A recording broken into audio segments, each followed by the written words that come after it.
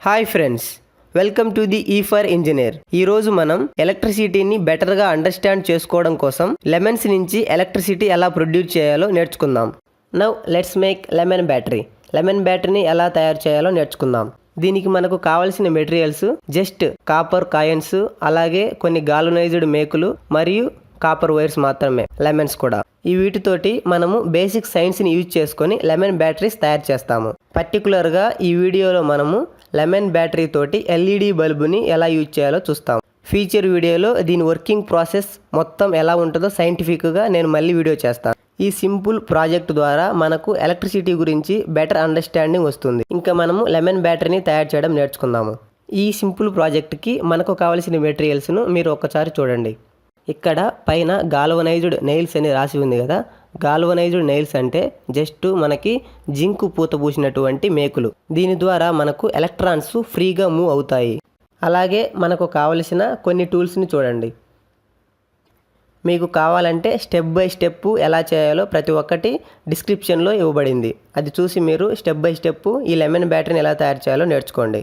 ఇందులో మనం తీసుకోవాల్సిన జాగ్రత్తలు, అక్కడ లెమన్స్లో ఉండే వాటర్ కానీ అలాగే లెమన్స్ని కానీ మనము తినకూడదు అనమాట. అలాగే ప్లస్ కొన్ని ఆబ్జెక్ట్స్ గురించి కేర్ఫుల్గా ఉండాలి. ఫస్ట్ స్టెప్లో మనము లెమన్ని తీసుకొని ప్రెస్ చేసి అలాగే రోల్ చేయడం వల్ల దాని యొక్క ఇంటర్నల్ స్ట్రక్చర్లో మామూలుగా బ్రేక్ అవుతాయి అనమాట. బ్రేక్ అవ్వడం వల్ల మనకు ఈజీగా ఎలక్ట్రిసిటీని ప్రొడ్యూస్ చేయొచ్చు.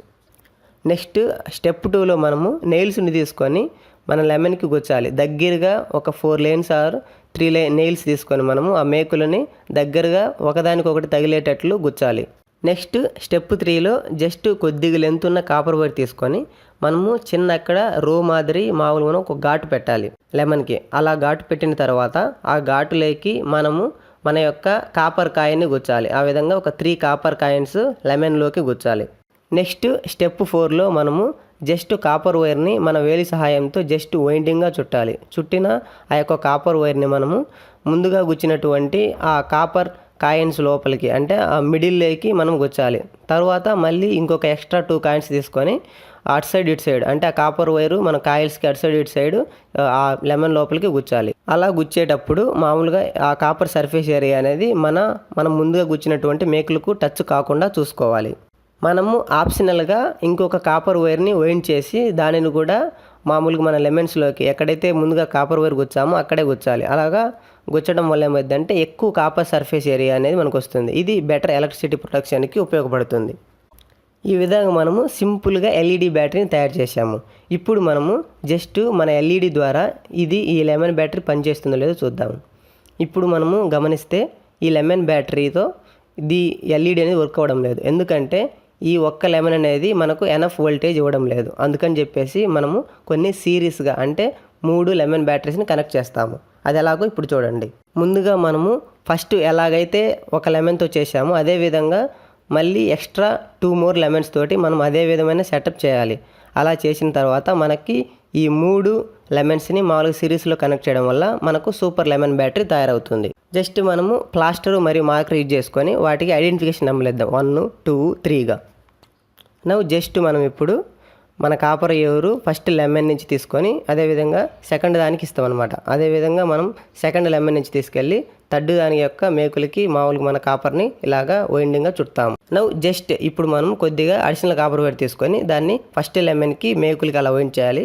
అదేవిధంగా దానికి మనం లేబుల్గా నెగిటివ్ సింబల్ అంటే ఇది నెగిటివ్గా వర్క్ చేస్తుంది. అదేవిధంగా థర్డ్ లెమన్ బ్యాటరీ దగ్గర మనం వచ్చేసి పాజిటివ్ సింబల్ అంటే ఇది యానోడ్గా వర్క్ చేస్తుంది. ఇప్పుడు మామూలుగా జస్ట్ మనం చూస్తే ఎల్ఈడిని నెగిటివ్ సైడ్కి అంటే తక్కువ లెంత్ ఉన్న టెర్మినల్కి నెగిటివ్ సైడ్ని, అదేవిధంగా ఎక్కువ లెంత్ ఉన్న టెర్మినల్కి పాజిటివ్ని ఇవ్వడం ద్వారా మనము ఇప్పుడు ఎల్ఈడి యొక్క బ్లింకింగ్ని మనము గమనించవచ్చు. ఈ విధంగా మన సూపర్ లెమన్ బ్యాటరీతో మనము ఎల్ఈడిని గ్లో చేసాము.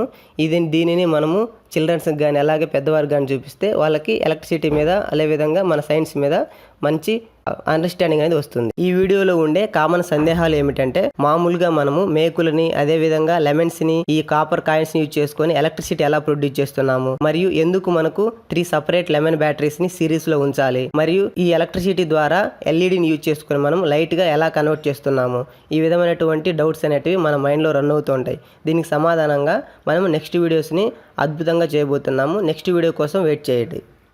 ఈ వీడియోస్ ద్వారా మనము లెమన్ బ్యాటరీస్ని ఎలా తయారు చేయాలి, లెమన్ బ్యాటరీస్ని ఎలా ఎక్స్పోర్ట్ చేయాలి, మరియు వోల్టేజ్ అండ్ కరెంట్ ఏంటి, మామూలు లిథియం అయాన్ బ్యాటరీస్ ఎలా ఉంటాయి, ఈ విధంగా అండర్స్టాండింగ్ కోసం ఈ వీడియో ద్వారా మనం నేర్చుకుంటాం. ఈ విధంగా ఇన్నోవేటివ్ ప్రాజెక్ట్స్ సింపుల్గా మరియు మన బేసిక్ నాలెడ్జ్ తోటి ఎలా బిల్డ్ చేయాలి మరియు టెక్నికల్ నాలెడ్జ్ కోసం మన ఛానల్ని సబ్స్క్రైబ్ చేయండి.